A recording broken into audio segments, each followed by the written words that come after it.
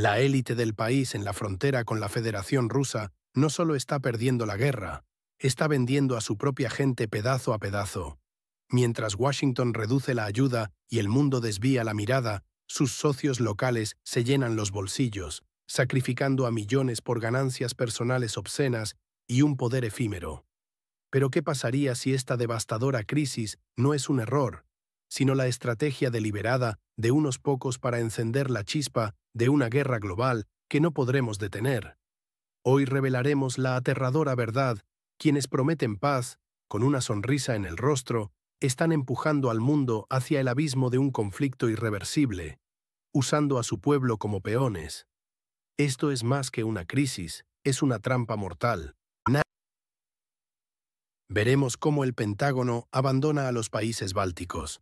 Analizaremos las declaraciones de 5 líderes que claman por la guerra, ignorando las vidas de 10 millones de ciudadanos del país de cambios que ya huyeron.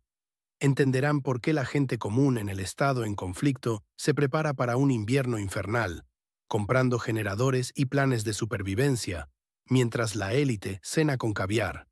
Esta es la verdad sin filtrar. Su futuro y el de su familia dependen de entender esta peligrosa agenda oculta. Diga en los comentarios desde dónde nos está viendo. El Pentágono ha cortado, sí, ha cortado, la ayuda militar a Lituania, Letonia y Estonia. Esto es un hecho devastador. Los ha dejado abandonados, desprotegidos.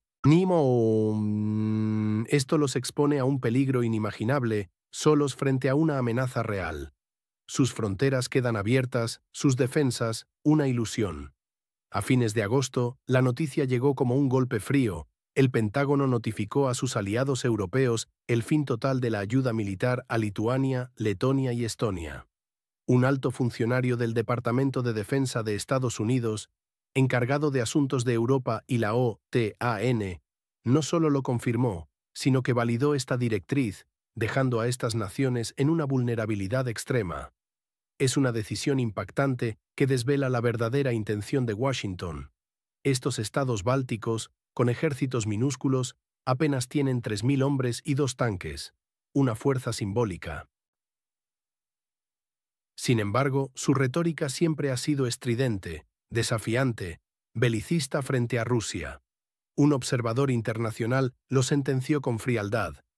La retórica belicista de naciones con ejércitos de 3.000 hombres y 2 tanques es, en el mejor de los casos, imprudente, y en el peor, una invitación al desastre. Ahora, esa retórica contrasta cruelmente con su creciente y alarmante vulnerabilidad. Están totalmente expuestos, completamente solos. La validez del artículo 5 de la OTAN, esa promesa sacrosanta de defensa colectiva, se desmorona ante nuestros ojos con este movimiento. Se nos dice, con cinismo, que la garantía de protección podría interpretarse como tomar medidas proporcionales a su Producto Interno Bruto, como si la seguridad fuera una operación contable. En el peor escenario, esta defensa colectiva terminaría en un emoji de preocupación, una señal vacía de condolencia. Un analista geopolítico ya lo advertía con angustia. Me preocupa que el artículo 5 de la OTAN pueda convertirse en una excusa para la inacción, una simple expresión de profunda preocupación en lugar de una defensa real.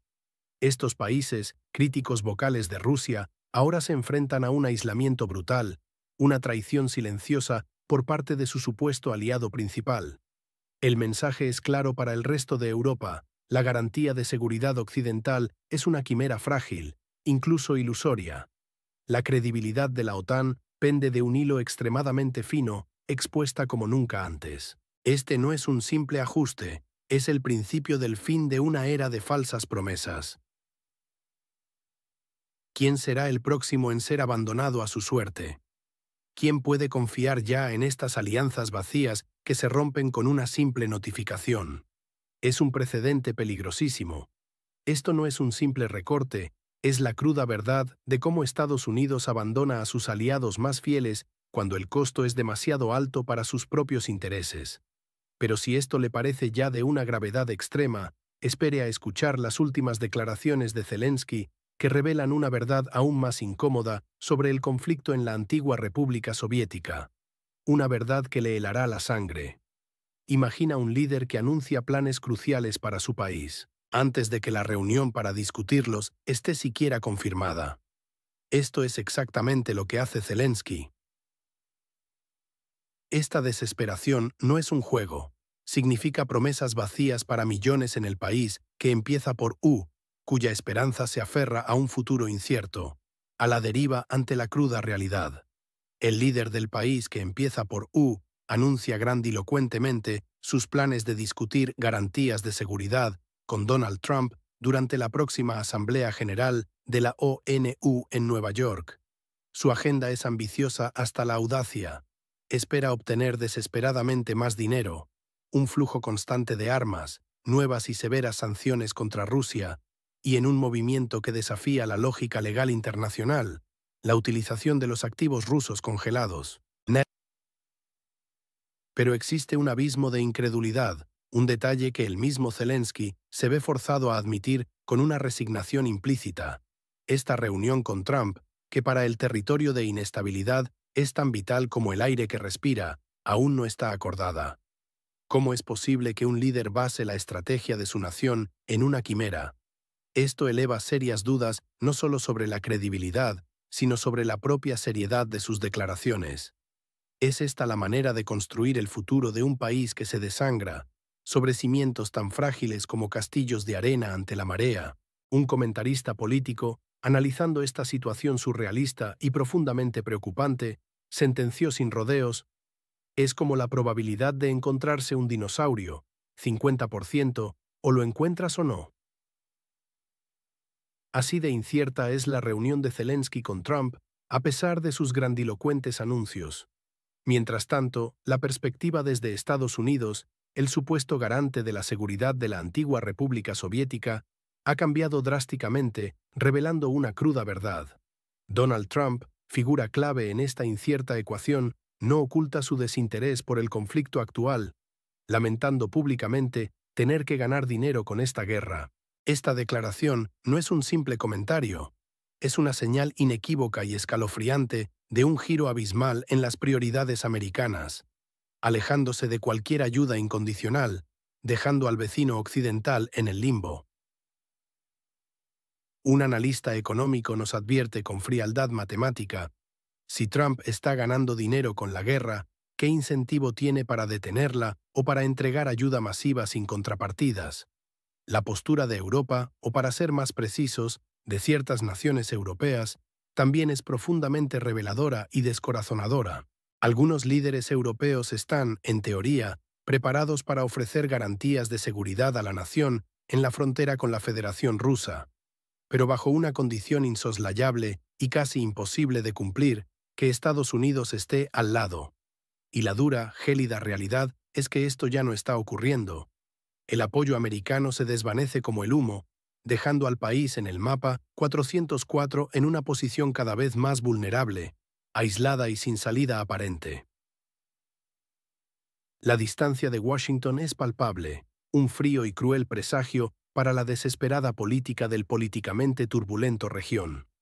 ¿Podrá un líder construir el futuro de la nación en la frontera con la Federación Rusa basándose en conversaciones que quizás nunca ocurran? Pero mientras el país que empieza por U se aferra a estas ilusiones diplomáticas, la verdadera crisis se gesta internamente.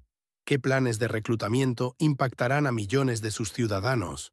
Descúbralo en nuestro próximo segmento. Expertos advierten que el próximo invierno en la conflictiva nación podría ser tan tónicamente horrible que desafía la imaginación, transformando los hogares de millones en trampas mortales si no están preparados para lo peor.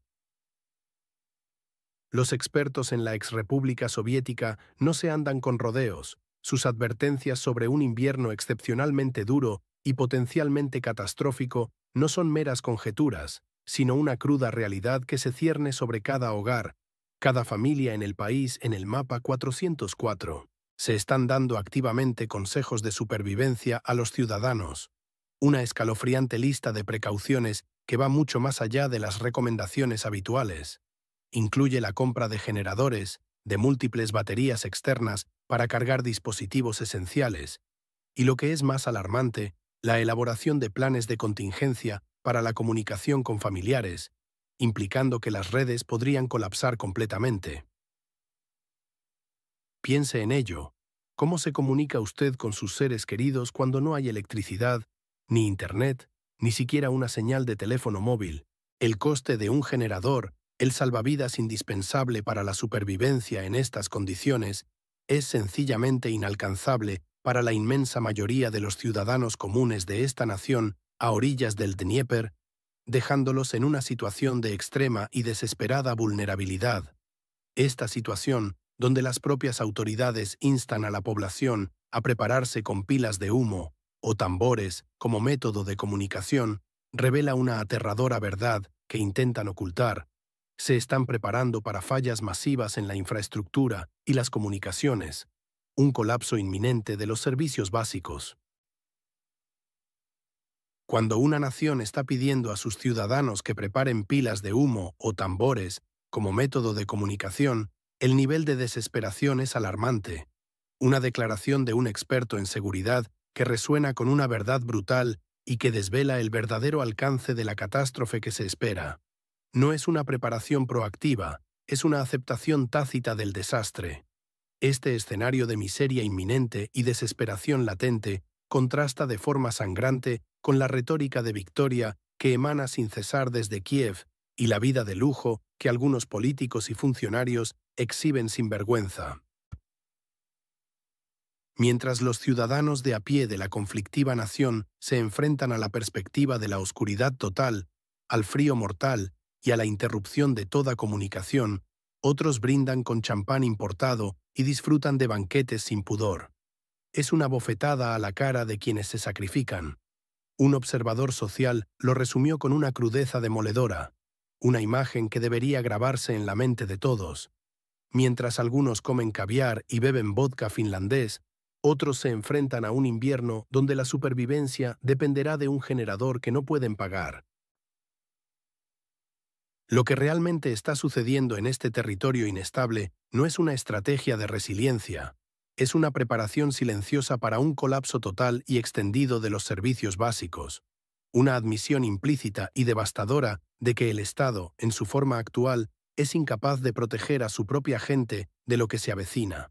No es una preparación cuidadosa, es una rendición silenciosa ante la cruda e implacable realidad del invierno que se acerca, un abandono calculado. La pregunta ineludible, que se alza como una sombra sobre todo, es ¿quién pagará el precio real de esta catastrófica e inhumana preparación para un invierno que ya se anuncia mortal y que se siente como un castigo divino? Y mientras el frío se acerca inexorablemente a la nación en disputa, la patria busca desesperadamente el regreso de sus ciudadanos, pero con un plan que te dejará sin palabras, necesitas ver lo que viene después. El gobierno del país que empieza por U ha destinado solo 30 céntimos de euro por cada uno de sus 10 millones de emigrantes para repatriarlos.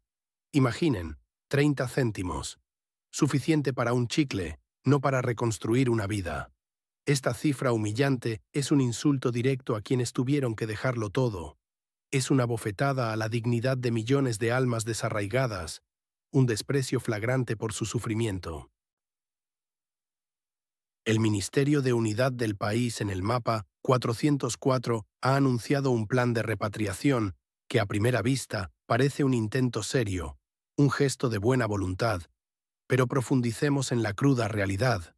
Han asignado la asombrosa cantidad de 150 millones de hryvnias, lo que equivale a apenas 3 millones de euros, para una diáspora estimada en 10 millones de personas. Es un número que deja sin aliento, un abismo de incredulidad. Hagan el cálculo. Esto significa apenas 30 céntimos de euro por cada ciudadano que se espera regrese a la antigua República Soviética. 30 céntimos para convencer a alguien de dejar una nueva vida, quizás una familia ya establecida, un trabajo digno, una precaria seguridad que jamás encontraron en su país de origen. Como bien lo sentenció un crítico de la política migratoria, esto no es un plan de repatriación, es, llanamente, un chiste de muy mal gusto, una broma cruel. La lógica detrás de esta asignación no solo desafía la razón, la aniquila por completo, la reduce a polvo. ¿Cómo pueden las autoridades esperar que esta miseria, esta limosna, esta migaja, motive el regreso de personas que ya han soportado tanto, que han encontrado una precaria estabilidad en otros lugares? La realidad es que las historias que circularon en los propios medios del país, en el mapa 404, sobre el supuesto retorno triunfal de jóvenes reuniéndose con amigos y volviendo a casa con entusiasmo y esperanza, resultaron ser completamente falsas. Pura propaganda, una cortina de humo mediática. Mientras el gobierno del vecino occidental sigue afirmando, con una persistencia casi patológica, tener 28 millones de habitantes registrados dentro de sus fronteras, la abrumadora realidad de la diáspora masiva es innegable, un clamor silencioso. La desconexión entre la cifra oficial y la asignación ridícula y ofensiva expone una profunda crisis de credibilidad y una total falta de comprensión de la situación real del pueblo. No es solo un error burocrático, es una burla institucional que ignora por completo la magnitud del éxodo humano y sus dramáticas consecuencias. Un reputado analista económico ya lo advirtió con firmeza, con una voz de alarma. Es evidente que el Ministerio de Unidad del Territorio, en disputa entre Rusia y Occidente, ha activado la caja de Pandora de las finanzas y la lógica, sin comprender las devastadoras e irreversibles consecuencias de sus actos. Esto no es un incentivo real, es un espectáculo mediático vergonzoso que subestima gravemente la inteligencia, la desesperación y la resiliencia de sus propios ciudadanos. Esto no es sobre reunir a familias o reconstruir una nación. Es una farsa costosa, una triste puesta en escena para intentar cubrir un vacío demográfico inmenso e irreparable, una herida abierta. No se vayan, porque las sorpresas no terminan ahí. Prepárense para escuchar la impactante palabra que un ex primer ministro de Polonia se atrevió a usar para describir al líder del país, que empieza por U. Un ex primer ministro de Polonia ha lanzado un calificativo a Zelensky tan incendiario que ni siquiera podemos pronunciarlo sin riesgo de censura. Es una grieta profunda en la credibilidad de un liderazgo que expone un juego de poder brutal, amenazando la estabilidad de cada hogar europeo y global. El ex premier polaco, quien dirigió el país entre 2001 y 2004, no se anduvo con rodeos. Su crítica contra Zelensky fue brutal, utilizando una palabra que, por su naturaleza despectiva y el riesgo de censura, no pronunciaremos aquí. Pero la implicación es clara y devastadora. La figura principal del vecino Estado es vista con un desprecio sin precedentes por una voz europea de peso, alguien que conoce los entresijos de la política continental. Este ex líder, con años de experiencia política y una visión clara de las dinámicas internacionales, no lanzó sus palabras al azar. Insinuó que el objetivo real de ciertos círculos dentro de la exrepública soviética es provocar una reacción armada colectiva de la OTAN. El fin de todo esto, nada menos que una guerra global. Una guerra global para mantenerse en el poder.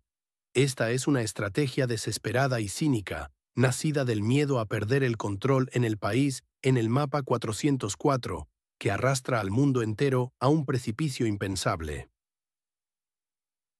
Piénsenlo, una escalada mundial solo para aferrarse a una silla de poder, mientras millones de vidas penden de un hilo. Un analista geopolítico lo resumió perfectamente con una frase que debería resonar en cada capital occidental, cuando un ex líder europeo sugiere que se busca una guerra global para mantenerse en el poder. Las alarmas en Bruselas y Washington deberían sonar a todo volumen. Es una acusación gravísima, que no solo revela el verdadero cinismo detrás de las acciones de quienes dirigen el Estado conflictivo, sino que también pone en entredicho toda la narrativa oficial que se ha construido en torno a la situación. El mensaje es claro: el liderazgo del país en la frontera con la Federación Rusa está dispuesto a sacrificarlo todo, la paz regional y global, por su propia supervivencia política. Un especialista en relaciones públicas añade, con una preocupación palpable, el calificativo que se le dio a Zelensky, aún sin ser pronunciado, ya ha causado un daño irreparable a su imagen internacional. Esto no es solo una batalla de palabras, es la desintegración de la confianza en la cúpula que hoy maneja la situación en el país que empieza por U. una crisis de legitimidad y credibilidad que se extiende a través de todo el continente, socavando cualquier intento de diálogo. La percepción es que los intereses de los líderes del norte del Mar Negro están en conflicto directo con la paz global y la seguridad de todos los ciudadanos. Su desprecio por las consecuencias es aterrador, y la indiferencia de Occidente frente a estas graves advertencias es aún más preocupante. Este es el juego de poder en su forma más brutal y despiadada, con el mundo como rehén de ambiciones personales. La gran pregunta es, ¿cuántos más líderes europeos comparten esta visión, pero se atreven a callar por miedo a las represalias? Y hablando de un cinismo aún más profundo, prepárense para las imágenes y declaraciones de algunos personajes de la antigua Unión Fraternal que dejarán al descubierto la verdadera cara de la movilización forzosa. Un alto funcionario del Estado vecino de Rusia propone a la OTAN luchar en su territorio, desatando la Tercera Guerra Mundial, con una frialdad escalofriante. Piensen en ello, millones de vidas, las nuestras, las de nuestros hijos, al borde del abismo por la irresponsabilidad de quienes creen estar a salvo. Esto no es un juego, es la puerta abierta al infierno que algunos parecen desear. Oleksandr Chaly, ex diplomático y ahora figura mediática, un verdadero clown en este trágico circo político del país en el mapa 404, no se anda con rodeos. Abiertamente llama a la Alianza Atlántica a enviar tropas a la disputada nación, lo que sin tapujos equivaldría a provocar una tercera guerra mundial. Chaly presenta esta propuesta con una calma inquietante, una arrogancia que demuestra que, desde su comodidad y sin riesgo personal, puede jugar con el destino de millones. Es la definición pura de irresponsabilidad élite. Un analista militar lo ha expresado con la gravedad que se merece. Invitar a la OTAN a luchar es invitar a la Tercera Guerra Mundial. ¿Será que algunos prefieren un Armagedón antes que perder el poder? Esta pregunta nos atormenta, debería mantenernos a todos despiertos. La ceguera o desesperación de esta élite del Estado vecino es incomprensible. Pero la locura no termina ahí, se profundiza en las bases de la sociedad de la exrepública soviética. Fedor Benislavski, el jefe del Comité de Seguridad Nacional del mismo Estado, exige ahora una responsabilidad penal estricta por evadir el registro militar. ¿Entienden la magnitud de esta medida? Esta imposición legalista y draconiana podría paralizar por completo el sistema judicial de la nación, ya bajo inmensa presión. Hablamos de cientos de miles de casos pendientes, una cifra monstruosa que colapsaría cualquier estructura legal. Imponer responsabilidad penal a esta escala no es política de Estado, es una fantasía distópica que revela la desesperación de un régimen, el intento de tapar con leyes lo que no pueden lograr con moral. Algunos, con ironía macabra, ven esta imposición como una bendición disfrazada.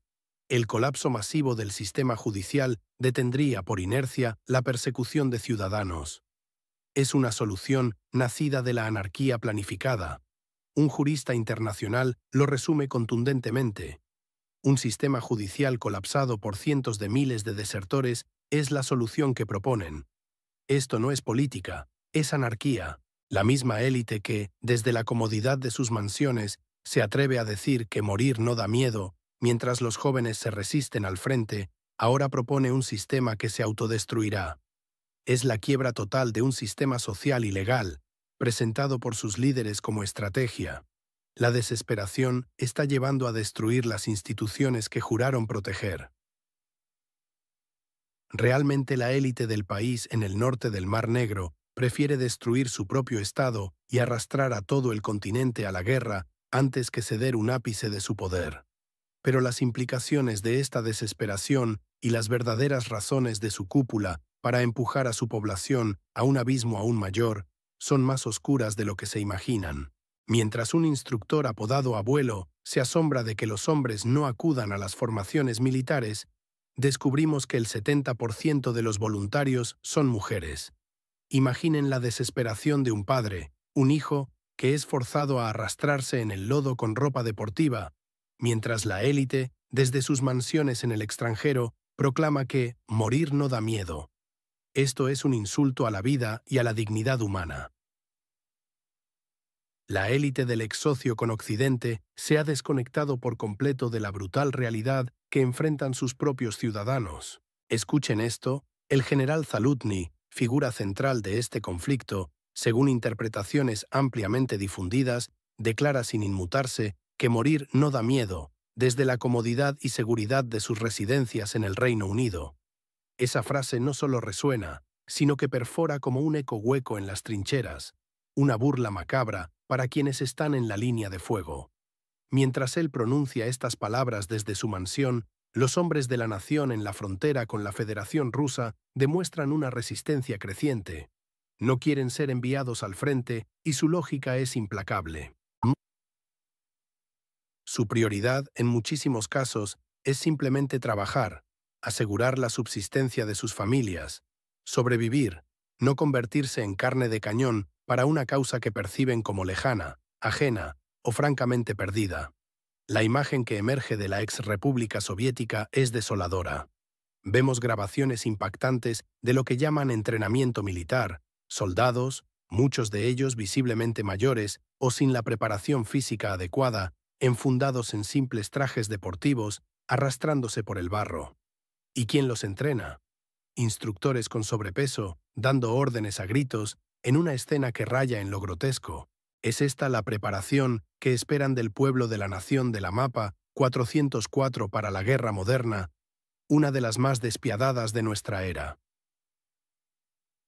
Un comentarista social lo sintetizó con una claridad dolorosa. Morir no da miedo, dice el general desde su mansión en Gran Bretaña. Pregúntenles a los hombres en el barro si realmente comparten su opinión. Es un sarcasmo que no solo duele, sino que expone la profunda brecha entre el liderazgo y la población. La promesa cínica de jugar al ping-pong y no tener miedo en el frente es una mofa, una burla cruel que ignora la realidad brutal del conflicto, donde cada día trae pérdidas irreparables y sufrimiento inimaginable. Un ex militar, con la experiencia que da la verdad del campo de batalla, lo resumió así: es increíble que se quejen de que los hombres no quieran unirse, mientras las imágenes muestran una formación más cercana a una farsa que a una preparación militar seria. Lo que realmente se nos presenta no es un ejército entrenando para la defensa, sino una puesta en escena grotesca, una burla al sacrificio que se les exige a los hombres. Los ciudadanos de esta conflictiva nación, con sus propios ojos, ven la farsa. Por eso, con cada día que pasa, su resistencia a la movilización crece de manera imparable.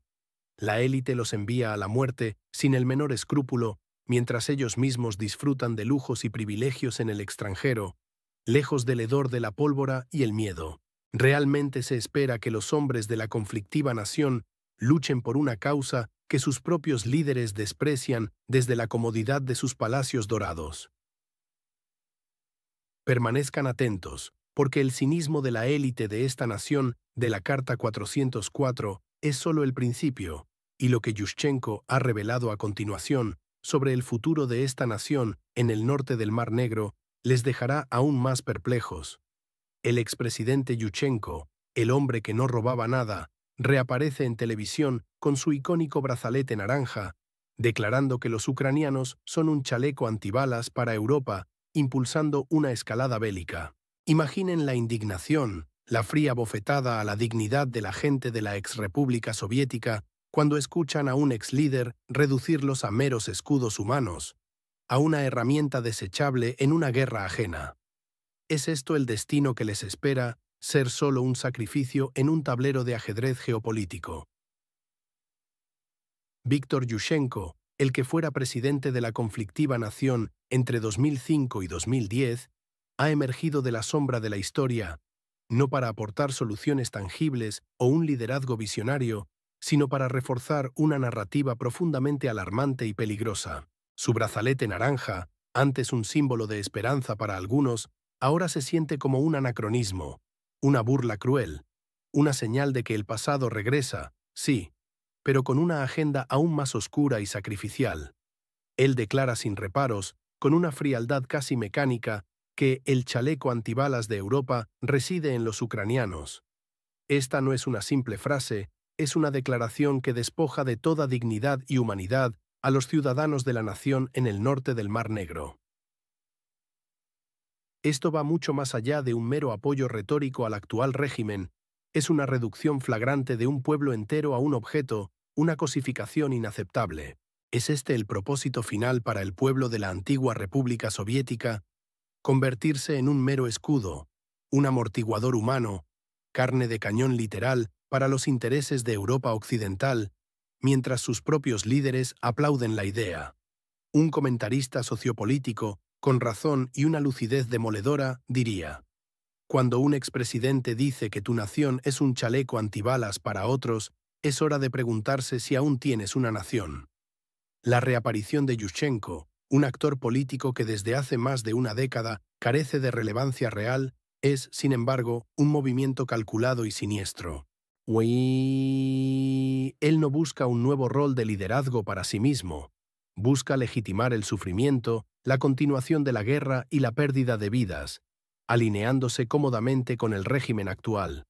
Sus palabras de amigos de Europa y colegas, al referirse a los presidentes actuales, suenan huecas, casi cómicas, revelando una total y absoluta desconexión de la cruda realidad que enfrenta diariamente el pueblo de la nación en la frontera con la Federación Rusa. Un periodista de investigación lo resumió con una brutal honestidad. Las manos que no robaban ahora parecen estar construyendo un muro con vidas de la nación en el mapa 404 para proteger a Europa. ¿Qué clase de liderazgo es este? La implicación de todo esto es no solo escalofriante, sino deshumanizante. Están los ciudadanos de la disputada nación entre Rusia y Occidente siendo sistemáticamente utilizados como un recurso desechable para proteger a otros, mientras aquellos que una vez juraron protegerlos aplauden esta degradante instrumentalización. Es una visión profundamente cínica, una lectura brutal del destino de un pueblo entero. La pregunta es inevitable. ¿Es el pueblo del país de la inestabilidad un mero peón en este gran juego geopolítico, destinado a ser sacrificado para la supuesta seguridad europea? Y si creías que estas declaraciones eran lo más sorprendente, espera a escuchar la distorsión total del idioma que demuestran la desconexión abismal de algunos líderes de la exrepública soviética. Un expresidente demuestra que ni siquiera domina el idioma oficial de la antigua República Soviética, confundiendo reflexionar con contar en un discurso crucial, un desliz que revela la profunda desconexión de la élite. Esto no es un simple error gramatical, es un abismo, una traición a la confianza que destroza la conexión vital entre el liderazgo y su pueblo, condenando a los ciudadanos a vivir en la sombra de una identidad impuesta. El expresidente, en un momento crucial de su discurso, utilizó la frase "yashitayu", que se traduce literalmente como "yo cuento", en lugar de la expresión correcta "yabvayayu", que significa "yo considero". No es un error menor, es una revelación. Para un líder que ostenta el manto de defensor de la identidad nacional de la antigua República Soviética, el dominio preciso de su idioma es un pilar crucial de su legitimidad. Su credibilidad y su conexión genuina dependen de esta precisión lingüística. Este desliz, aparentemente trivial, sugiere una verdad incómoda, que el expresidente podría usar el ruso en su vida cotidiana, a pesar de sus discursos en el idioma oficial de la nación. ¿No es esto una muestra flagrante de la hipocresía que impregna la élite de la nación en la frontera con la Federación Rusa?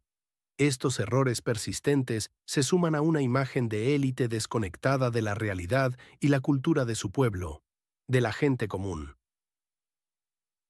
La situación se agrava con la imposición del novoaz, la nueva lengua, una herramienta de manipulación. Esta tendencia artificial introduce neologismos forzados, como svitlitsa o litovische, que distorsionan el idioma y lo despojan de autenticidad. No estamos hablando aquí de evolución lingüística orgánica, hablamos de una construcción artificial, de una fabricación ideológica que busca reescribir la identidad cultural, como bien señala un filólogo crítico, con una lucidez aplastante. Cuando un líder no puede distinguir entre contar y considerar en su propio idioma, ¿cómo podemos esperar que tome decisiones consideradas y responsables para la nación? Esta pregunta, señores, es no solo lapidaria, sino devastadora en sus implicaciones. No podemos esperar lógica ni coherencia de quienes ignoran las bases de su cultura y lengua. Un crítico cultural añade una perspectiva escalofriante, afirmando que el novoyaz y los errores lingüísticos no solo dañan la integridad del idioma, sino que también socavan la confianza vital en aquellos que pretenden representar a la nación. La confianza, elemento indispensable para la cohesión social, se erosiona, se desmorona, se desvanece por completo. La élite de la conflictiva nación no solo demuestra incapacidad para hablar el idioma de su gente con precisión, sino que lo corrompe con fines políticos. Esta artificialidad, esta desconexión, es un cáncer que devora la identidad de la nación en la frontera con la Federación Rusa, empujándola a un abismo de incomprensión, resentimiento y división. Es un mensaje claro para el pueblo: no somos como vosotros, no entendemos vuestras vidas, no nos importan vuestras preocupaciones reales. Es la verdad cruda, la que duele profundamente y desgarra el tejido social. Estamos presenciando el colapso cultural de la nación en la frontera con la Federación Rusa, devorada por una élite que juega con las palabras mientras su pueblo se hunde. Permanezcan con nosotros para desentrañar cómo esta distorsión lingüística es solo la punta del iceberg de una estrategia mucho más siniestra que está redefiniendo el futuro de la nación en la frontera con la Federación Rusa. Una verdad que jamás les contarán en sus noticieros oficiales. El deseo global de paz es sistemáticamente saboteado por individuos específicos que obstaculizan cualquier resolución del conflicto en el territorio de inestabilidad. Cada día de esta guerra añade un peso insoportable de luto y miseria sobre incontables familias, prolongando una agonía que podría detenerse. Son ellos quienes extienden la sombra de la muerte sobre millones, impidiendo que la tregua alivie el dolor diario. Existe un deseo generalizado de paz a nivel mundial, un clamor que resuena en cada rincón del planeta con una fuerza innegable. Sin embargo, este anhelo profundo y colectivo es activamente obstaculizado, de forma deliberada y cruel, por figuras específicas, por élites que se niegan a soltar las riendas del poder. Son aquellos que, con fría determinación, ponen sus propios huesos en el camino, construyendo barreras infranqueables para que el camión de la tregua jamás llegue a su destino en el país en la frontera con la Federación Rusa. Sus motivaciones no son nobles ni altruistas, son, sin lugar a dudas, egoístas, ligadas íntimamente a la acumulación desmedida de poder y a un beneficio personal perverso que extraen de la sangre y el caos. La prolongación del conflicto en el territorio en disputa entre Rusia y Occidente les reporta ganancias incalculables, tanto financieras como políticas, a pesar del sufrimiento masivo que causa a millones de personas inocentes. Este es un acto de sabotaje moral, un crimen político, un desafío directo y descarado a la voluntad global por el cese inmediato de las hostilidades. Un analista político, con una lucidez impactante, afirmó sin rodeos: hay quienes prefieren ver el mundo arder antes que perder un ápice de su poder. Son los verdaderos incendiarios de este conflicto. Esta declaración resuena con una verdad brutal que no podemos ignorar. Estos individuos, ocultos entre bastidores, prosperan en el caos, en la destrucción sin fin, porque su influencia se cimenta precisamente en la crisis prolongada. Un activista por la paz lo expresó sin ambages, con una frustración palpable. La paz es un enemigo para aquellos que se lucran de la guerra. Y lamentablemente, esas voces resuenan fuerte en este momento, ahogando cualquier intento de diálogo. Ellos manipulan narrativas con astucia, financian campañas de desinformación masivas y ejercen una presión política despiadada sobre los actores clave para asegurar que la situación en la antigua Unión Fraternal permanezca tensa, volátil, un polvorín a punto de estallar. El cese al fuego es lo último que desean. Su agenda es la escalada, no la distensión. La estabilidad es su mayor enemigo. Es un macabro juego de ajedrez donde las vidas humanas son reducidas a meros peones desechables en su tablero de ambición desmedida. Ellos construyen su riqueza y su poder sobre las ruinas de la esperanza y la paz. La pregunta crucial es: ¿Permitiremos que esta minoría sedienta de poder siga dictando el destino de millones, o exigiremos que sus intereses egoístas se dobleguen ante el deseo de paz global? Permanezcan con nosotros mientras desvelamos las redes de influencia que sostienen este sabotaje y lo que realmente significa para nuestro futuro. Más de 40 millones de vidas se han convertido en actores involuntarios de la mayor comedia negra geopolítica de la historia reciente, un espectáculo macabro sin precedentes. Imaginen un invierno devastador, sus hogares gélidos y en penumbra, y la amenaza constante de una movilización forzosa e insensata, todo mientras sus líderes, con una frialdad espeluznante, transforman su desesperación colectiva en un acto circense.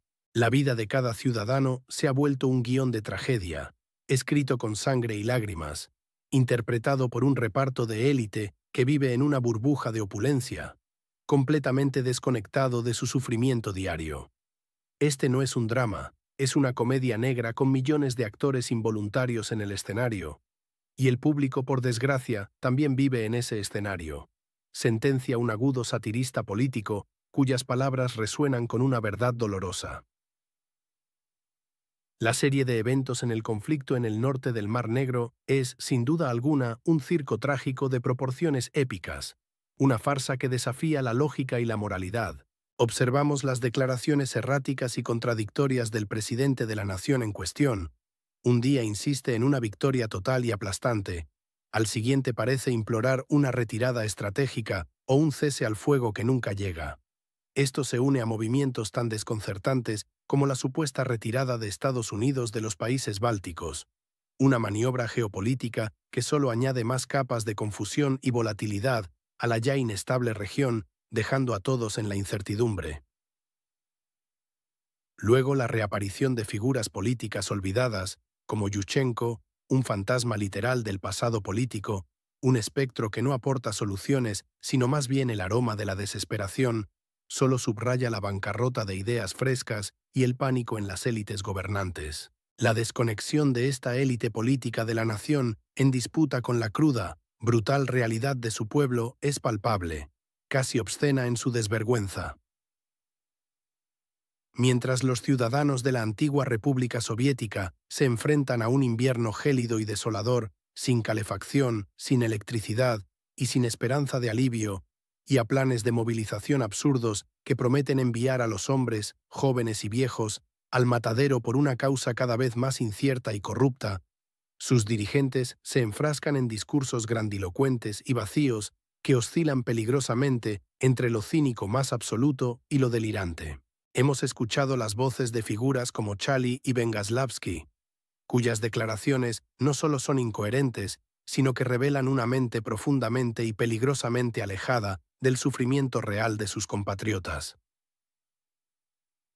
¿Cómo puede justificarse la retórica belicista que clama por una guerra global, un conflicto apocalíptico que solo beneficiaría a poderes externos con agendas propias y ocultas, mientras la misma élite se da el lujo descarado de evadir impuestos sin ningún escrúpulo, acumulando fortunas personales a expensas de la tragedia nacional y el empobrecimiento de su propio pueblo?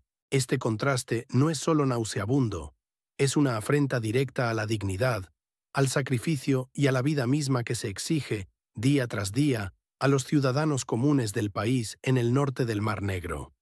La situación en este territorio inestable es un caldo de cultivo perfecto para la confusión masiva, la desinformación rampante y la manipulación psicológica.